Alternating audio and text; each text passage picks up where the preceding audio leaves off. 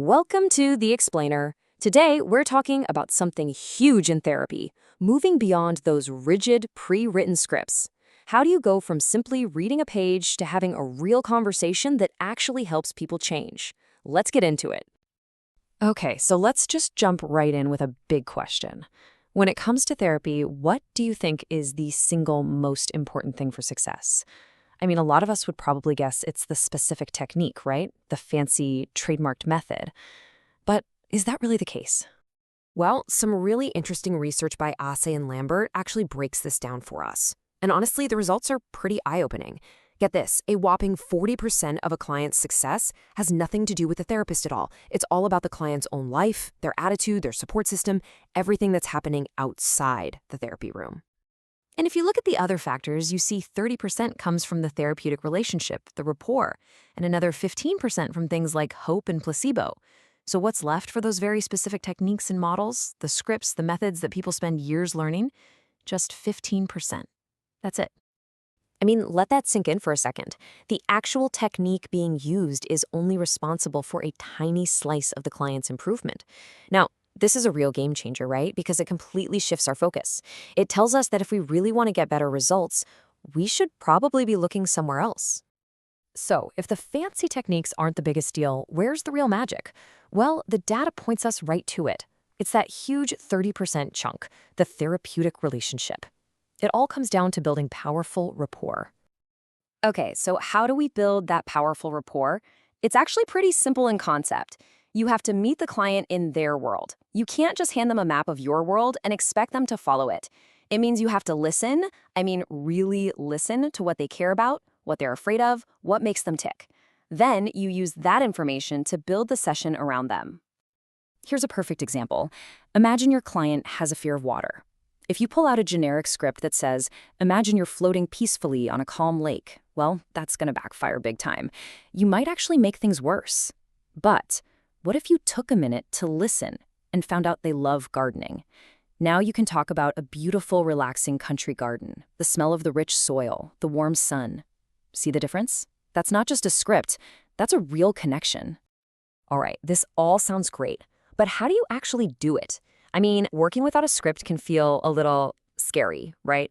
But it's not about just making stuff up on the fly.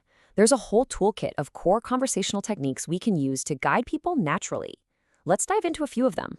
First up, we have something called pacing. It's super simple but incredibly powerful. All you do is state the obvious. You just verbally feedback to the client what is already verifiably true for them. Stuff like, and you're sitting in that chair, or, and you can hear the sound of my voice. It's undeniable, so their unconscious mind just goes, yep, that's true, yep. And once you've got that rhythm of agreement going, that's the pacing. You can start leading. You just tack on a suggestion to what you are pacing. So it becomes, and as your eyes shut, that's the pace, you can begin to go deeper into trance. That's the lead. You see how smoothly that works? You're literally guiding them from one reality to the next. So what's really going on here, under the hood? Well, the goal is to keep the conscious mind busy.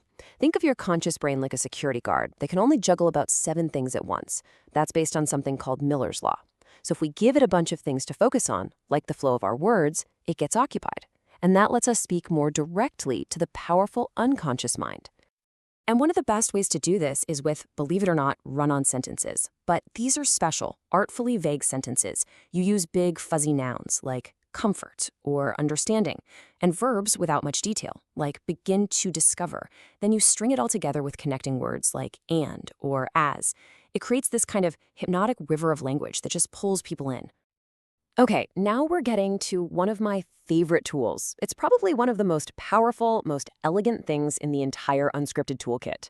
Something that the absolute legend Milton Erickson was a master of, telling stories, specifically using metaphors. So why do metaphors work so darn well? Well, think about it. When you tell someone a story, their conscious mind is totally occupied trying to follow the plot. But while that's happening, the unconscious mind is doing something else entirely.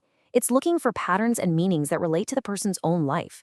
And because it's just a story, all their critical defenses just melt away, allowing the brain to find its own solution. And there are different kinds of metaphors too. You have your general ones, think fables or parables, that can work for pretty much anyone. But then you have what are called isomorphic metaphors. These are like custom-tailored suits. They're built specifically for one person, where every single piece of the story matches up one-to-one with their problem. A classic general metaphor is the story of the two lumberjacks. You have a young, strong guy who just works and works, never stopping for a break. Then there's an older lumberjack who takes a 15-minute break every hour. At the end of the day, who's cut more wood? The older guy. The young man is furious and asks, "How is that possible?" And the old man just says, "Because every time I stopped, I was sharpening my axe." You don't have to explain the moral. The unconscious mind just gets it. Now, if you want to get really advanced, you can use something called nested loops. This is basically the movie Inception, but for therapy. You start story A, but before you finish it, you open up story B inside of it. And before you finish that, you open story C. Right there, at the deepest point, you drop in your command or suggestion. Then you close story C, then B, then A. It's wild. It's so powerful that the conscious mind often completely forgets the suggestion was even made. So we've talked about pacing, leading, and metaphors. But what's the big idea that connects all of these different techniques? Well, there's a single unifying principle that holds it all together. It's called utilization. The principle of utilization is brilliant. It basically means you use whatever the client gives you. Everything.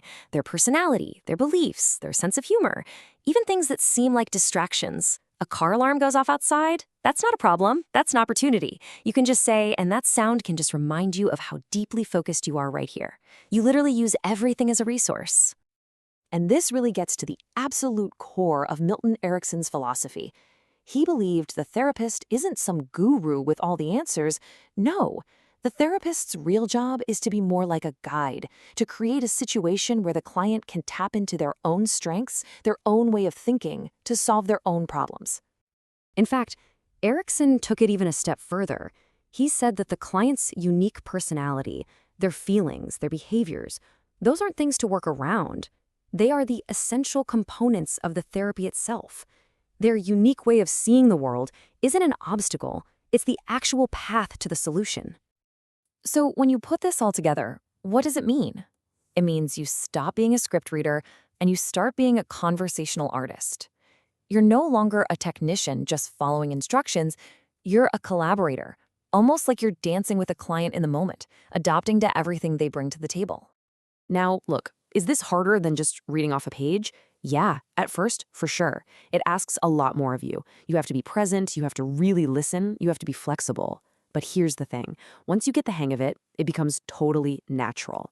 And the level of trust and the speed of results you can get, well, a script just can't even come close.